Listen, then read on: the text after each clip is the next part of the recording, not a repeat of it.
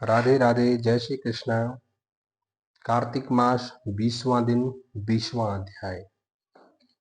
तो पृथु राजा को आगे नारद जी सी कथा सुना रहे हैं कि पराई स्त्री से गमन करने वाले विष्णु, तुम्हारे शील को धिक्कार है। ऐसे वृंदा ने कहा, मैंने जान लिया कि तुम मायावी तपस्वी ही थे और तुम ही विष्णु हो। हे राजन, ऐसा कहकर परम क्रुद्ध हो पतिव्रता वृंदा ने अपने तेज को प्रकट करते हुए शाप दिया भगवान हरि को। जो तुमने अपनी माया से दो राक्षस मुझे दिखाए थे, वही दोनों राक्षस किसी समय तुम्हारी स्त्री का हरण करेंगे और उसके विरह में दुखी होकर तुम वानरों की सहायता से वन में भ्रमण करोगे।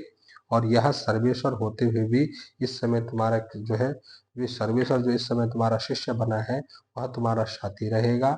ऐसा कहकर पतिव्रता वृंदा अपने भगवान विष्णु के लाख मना करने पर भी अग्नि में प्रवेश कर गई। ब्रह्मा आदि देवता आकाश में उसका प्रवेश देखते रहे। वृंदा के शरीर का तेज श्री पार्वती के शरीर में जला गया और आकाश से जय जय शब्द होने लगा। पतिव्रता धर्म के प्रभाव से वृंदा ने मुक्ति प्राप्त कर दी। तो राजा पृथु को आगे नारद जी सुना रहे हैं कि हे देवर्षि, अब आगे सुनाइए। तब गिरिजा वहां से सदृश हो गई और गांधारी माया भी विलीन हो गई। तब भगवान वृषभ ध्वज जो है चैतन्य हो गए। क्या कह रहे हैं पृथु राजा कि देवर्षि, इसके पश्चात युद्ध में क्या हुआ वो बताओ, दैत्य कैसे मारा गया वो बताओ, कृपा कर उस अद्भुत कथा को सुनाओ। तब कह रहे हैं कि जब भगवान को अपनी माया से जलंधर ने मोहित कर लिया था, तब भगवान उससे चैतन्य हो गए। उन्होंने लौकिकता व्यक्त करते हुए बड़ा क्रोध किया। फिर भगवान शंकर ने जलंधर से युद्ध करने लगे। जलंधर शंकर के बाणों को काटने लगा, परंतु जब काट न सका तो उसने माया की पार्वती बनाकर अपने रथ पर बांध ली, जो शुंभ निशुंभ द्वारा विद्यमान थी। माया के द्वारा माता भगवती को ऐसे दिखाया।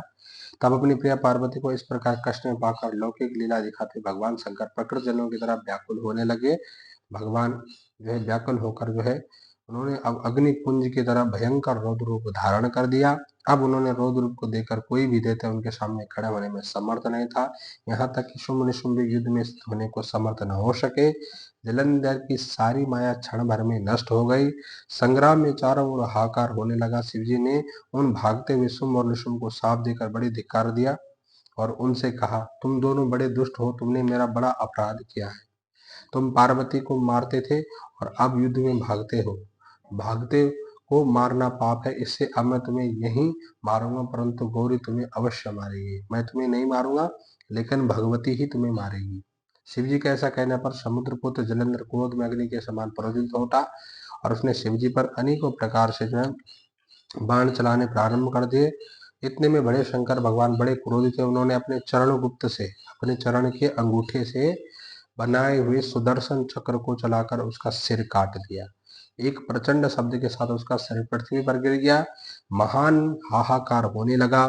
अंजन पर्वत के समान उसके शरीर के दो खंड हो गए, अलग अलग भाग हो गए। उसके खून से, रुधिर से संग्राम भूमि व्यस्त हो गई। सारे पृथ्वी विहल हो गई। शिव आज्ञा से उसका रक्त जो है महामोर जाकर रक्त कुंड में हो गया। महागौरव में जाकर जो रक्त कुंड में चले गया और उसके शरीर का तेज निकलकर शंकर जी के शरीर में ही प्रवेश कर गया। जैसे कि वृंदा का तेज गौरी में प्रवृत्त हो गया, वैसे ही शंकर जी में जलंधर का तेज निवृत्त। जलंधर को मरा हुआ देख कर देवता गंधर्व सब प्रसन्न हुए और भगवान भोलेनाथ की जय जय करने लगे। तो ये था 20वां दिन, 20वां अध्याय कार्तिक मास। राधे राधे कमेंट बॉक्स में जरूर लिखना।